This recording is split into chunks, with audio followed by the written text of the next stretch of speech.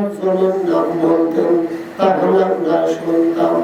নবী আমার বললেন, সাহাবীরা রে, 10 জনের নাম যদি বলি বাকি সাহাবীরা কষ্ট পাবে।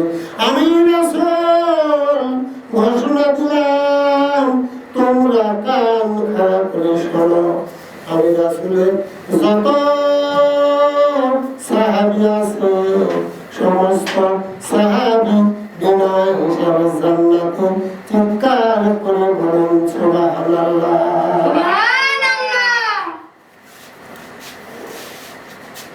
আমি এসান্ন আমি বললেন ইয়া রাসূলুল্লাহ ইয়া হাবিবাল্লাহ, ওই 10 জনের মধ্যে কি আমি আলীর নামটা আল্লাহ ঘোষণা করেছে? নবী আমার বললেন, আলী তোমার নামটা আল্লাহ ঘোষণা করেছে।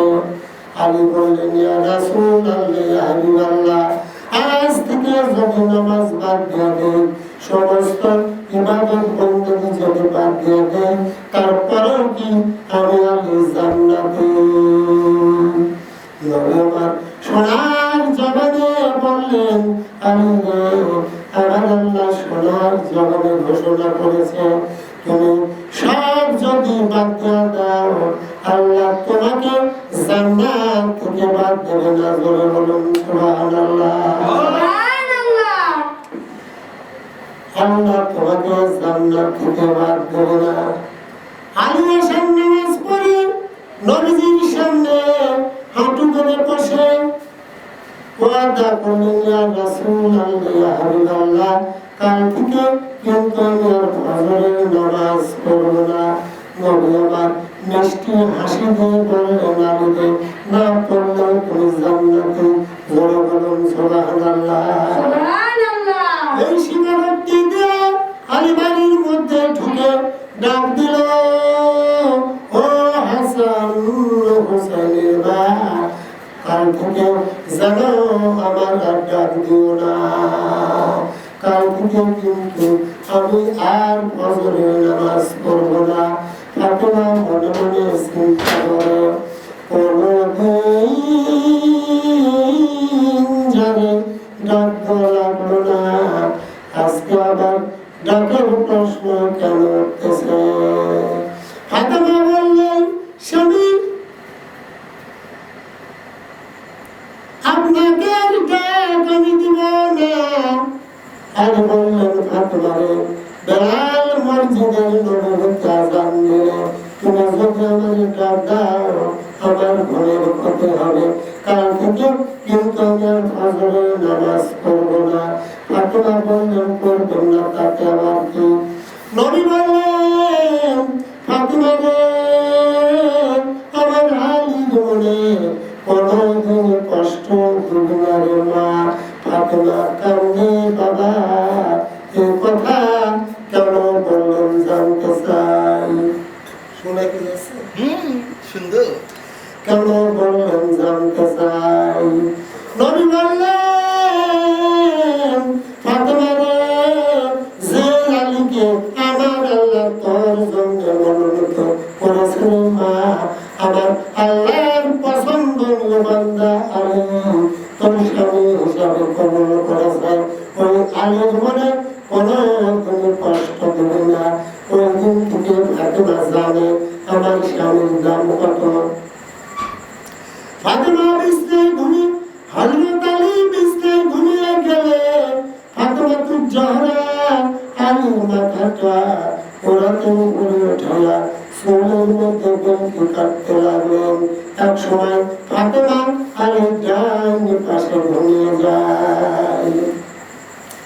নিশির রজনীতে উঠে ছেলে খোদা হযরত আলীর পায়ে জয় করে তেল মালিশ করতে লাগলো।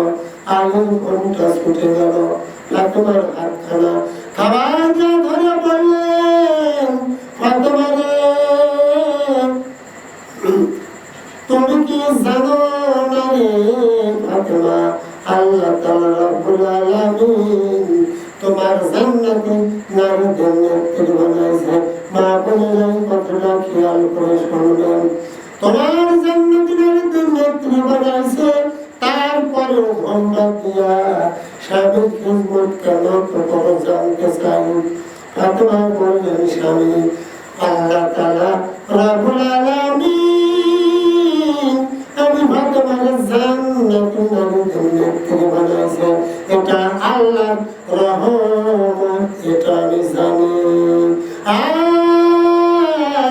আপনার খিদমত করে ওই আল্লাহ জান্নাত পাবো, এটা আমি ফাতেমা জানি। জোরে বলুন সুবহানাল্লাহ। আবারও আমি ফাতেমা ঘুমিয়ে গেলেন। বেলাল মসজিদের নববীতে আযান দিল, আসসালাতু খায়রুম মিনান নাওম। আড়াই ঘন্টা ছুটে গেল, বিছানায় লাগতে বসে গেলেন।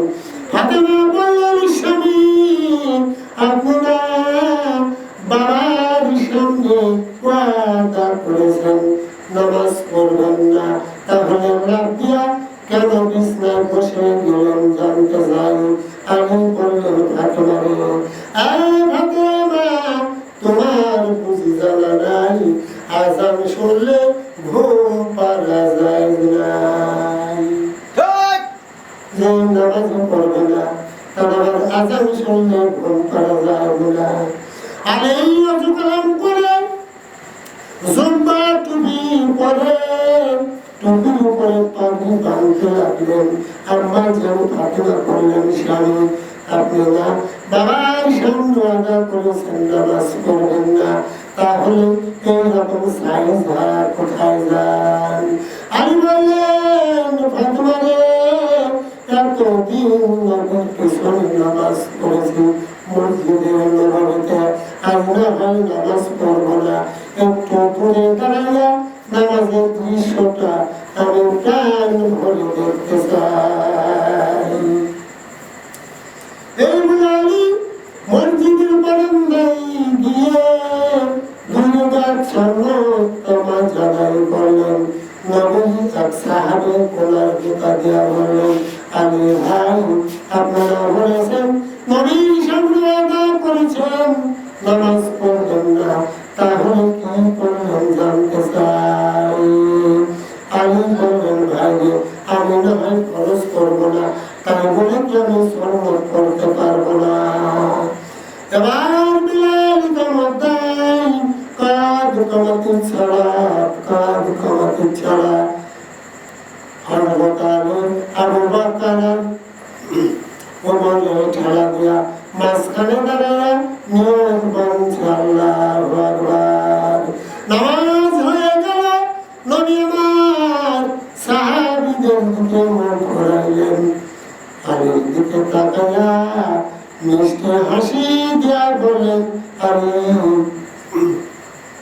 তুমি না ওয়াদা করেছো বাবা নামাজ পড়বে না, তাহলে কি করলে বাবা জানতে চাই। আলী দাঁড়িয়ে গেল বাচ্চা মানুষের মতো, শুধুই কান্দে শুধুই কান্দে।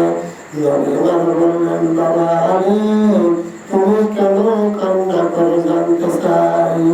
আলী বললেন, ইয়া রাসূলুল্লাহ, ইয়া হাবিবাল্লাহ, আমি বহুত চেষ্টা করেছি নামাজ আমি পড়বো না।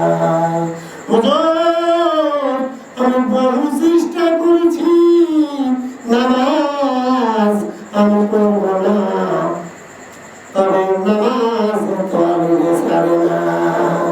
জোরে জোরে বলুন সুবহানাল্লাহ। নবী আমার নিশির রজনীতে বের হলেন। আম্মা যেন খাদিজা রাদিয়াল্লাহু তাআলা আনহা বুঝতে পারলেন নবী তাদের কাছে বের হলেন। আম্মা যেন খাদিজা সালাম দিয়ে বললেন, ইয়া রাসূলুল্লাহ, ইয়া হাবিবাল্লাহ, এই গভীর রজনীতে যদি আপনার কাছে কোনো কিছু চাই, তাহলে কি আপনি আমাকে দিবেন না? নবী আমার বললেন, খাদিজা রে, সবার কাছে সব কিছু চাওয়া যায় না, যে দিতে পারে তার কাছে চাইতে হয়। সন্দেহ হলো সাটা জায়েজ নাই ইন্না জান্না শাইতুন সন্দেহ জিনিস কি চাওয়া যাবে নবী বললেন খাদিজা রে সবার কাছে সব কিছু চাওয়া যায় না যে দিতে পারেন তার কাছে যাইতে হয় যিনি সব কিছু দিতে পারেন তিনি কে ইবাদত করবা যার সাহায্য চাইতে হবে তার কাছে ইয়াকা না'বুদু ওয়া ইয়াকা নাস্তাইন ইবাদত করবা যার সাহায্য চাইতে হবে তার কাছে নবী বললেন খাদিজা রে বলো তুমি কি বলতে চাও আম্মা জান খাদিজা বললেন ইয়া রাসূলুল্লাহ ইয়া হাবিবাল্লাহ ও বললেন নবী আপনি আপনি আবু জাহেল দরজায় যান আবু জাহেল আপনার কত লাঞ্ছনা করে কত ভাবে গালি দেয় আমি খাদিজা শুনলে বড় কষ্ট পাই ওই আবু জাহেলকে বাদ দিয়া আপনি সব বাড়ি দাওয়াত নিয়ে যাবেন নবী আমার বললেন তাহলে শোনো রে খাদিজা এই কাঁদে কাঁদে এই কাঁদে দেখি তো নবী আমার বললেন তাহলে শোনো রে খাদিজা আমার বয়স যখন 6 বছর আমার মায়ের করে উন্নয়নকে সঙ্গে নিয়ে একটু পানি নিয়ে বাবার কবর জিয়ারত করে ফিরে আসার পথে আবু আকান্তরে আমার মা জানুন দোকান হয়ে যায় আরে খাদিজা উন্নয়ন ফলে করে আমার দাদার কাছে পৌঁছা দিল ওই দিন ওই বছর বিকালবেলা খেলার সাথীদের সঙ্গে খেলতে খেলতে পাহাড়ে